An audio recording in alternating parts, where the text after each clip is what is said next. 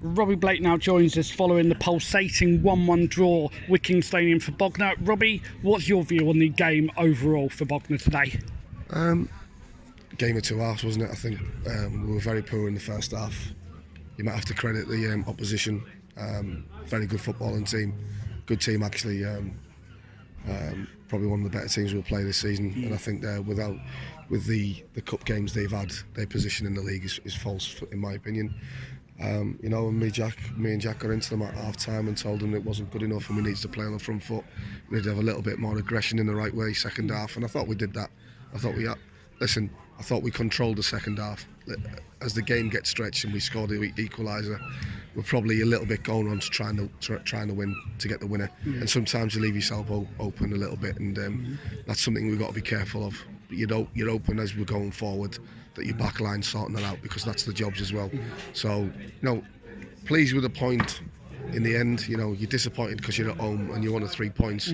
But listen, like I said, they're a good side, and you know, so pleasing after the second half performance that I thought we dominated a team that's, you know, very good.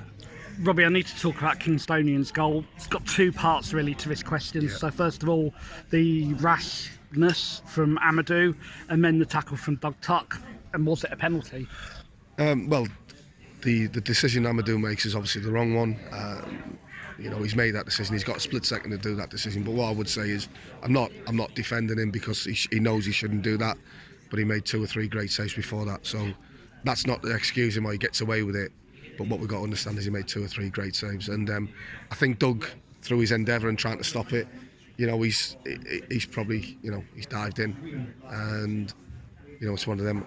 I can't really see it from where I was, whether it was contact. Yeah. But it looks, the way he's dived in, that it's a penalty. And, you know, but we recovered in the second half definitely, and we showed a lot more tenacity in our game, a lot more quality, played on the front foot, and you know, I think we deservedly got the draw in the end. It's been a game of polar opposites for Dan Smith, isn't it, with the amount of chances he's missed, and then he's got one that's somehow got to go on in, and we've got a point. Yeah, no, I've been critical of Smudges lately because his finishing hasn't been up to scratch, and I told him after the game against Corinthians that our final third football was very poor, and you know, I think we were a little bit better today. You know, we missed chances, but they missed chances. But I thought the goal was pretty good build up, great ball. I think it was a cross from Mason, and Tommy does great for the goal, and then he's put it away. So I would have hammered him because I thought he should have hit it first time across the keeper, but he did decide to take a touch across his body, and you know, it's gone in off the post, so we're happy. And some people suggesting in various WhatsApp groups that maybe the man of the match should have gone to Bognor's woodwork for the amount of times that it's saved us today. Incredible end to the game, Robbie. Yeah, no, absolutely. Yeah, I mean, that's what I'm saying. We switched off from a throw-in, to be honest, and we allowed them to play the ball down the sides of us. And once you do that, you know, when the game's late on, people are getting tired. You know, we had that little bit of luck. But I think overall, I think the second half performance, I think we deserve that little bit of luck, to be honest. And you know, we got to make sure Brighton is going to be a tough game for us. I don't know how they've got on, but it's going to be a tough game for us on Tuesday. But we must be at it. We must try and make 3 points. And the man of the match today has gone to Bradley Lethbridge. Is there anybody in particular you could have picked out? Because we picked out Doug Tuck. They've given it to Bradley Lethbridge. It could have gone to anybody, really. Yeah, no, absolutely. I think maybe Brad got it because of how bad he's been in the last month. So, but no, Dougie. I thought Dougie, you know, did really well in the game, and certainly second half, he's so influential for us when he gets on the ball and he makes them, you know, and great balls into the front then and into the high midfielders. And no, listen, I'm pleased for Brad because he's come under a bit of stick, certainly from me as well over the recent weeks. So we're happy with his performance, and hopefully he can build on that for Tuesday's game. Josh Cook's obviously come off. Joe Cook, even, yeah. Sorry. Yeah, that's right. No, that's all right. I've got to correct you as well. You know. No, that's fine. Joe Cook, obviously not his proper Josh. Joe Cook's come off during the game, immediately looked quite a bad injury.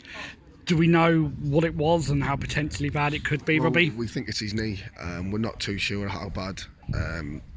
We'll have to settle down for 24 hours, and hopefully, you know, we'll have probably more of a picture either Sunday night, Monday morning, so we'll have to see.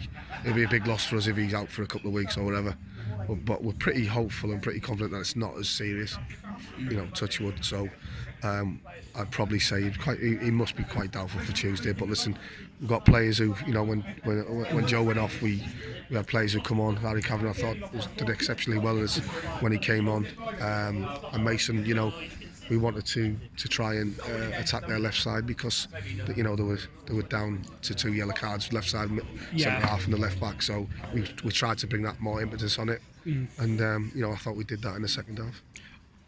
What was the thinking behind bringing Aaron Hopkinson off? Because people seem to think he had a good game. What was your thinking behind the substitution? No, I mean personally. Did we do enough? Probably not. I think Aaron started first half. I think everybody was disappointing, and Aaron was doing quite well in the second half, to be fair. But what happened was he didn't know whether he pulled his calf. I think it was his calf or his hamstring. Right. So he didn't know whether he pulled his hamstring or it was cramp. And then unfortunately we can't really. When we're 1-0 down, we've got Mason on the bench. There's no point in if he does, we just keep him on, and he ends up pulling his hamstring or his calf. That's him out for quite a while. So we made that decision. I think Mason set the goal up, so that was important for us as well. So I mean, I didn't think he done bad in the game. Didn't think he was particularly great, but hopefully we can build on it. And to be fair, Aaron's not had a lot of game time, and it's his first start in a long time, so he should feel better for that as well. And moving on, it's Brightonsea Region, a side that last season, in fact, they got one over on Bognor. They'll be looking to do the same again on Tuesday, won't they? Absolutely. No game's easy. Apart from them not liking me because of what I said when it was 2 poor teams. Actually, if probably I think they got the wrong end of the stick, because I actually did say it was 2 poor teams, so I actually didn't say they were just a poor team on the day. So I did get a bit of stick for that. So I'm going to keep my mouth shut on that game. All I will say is it's going to be a tough game.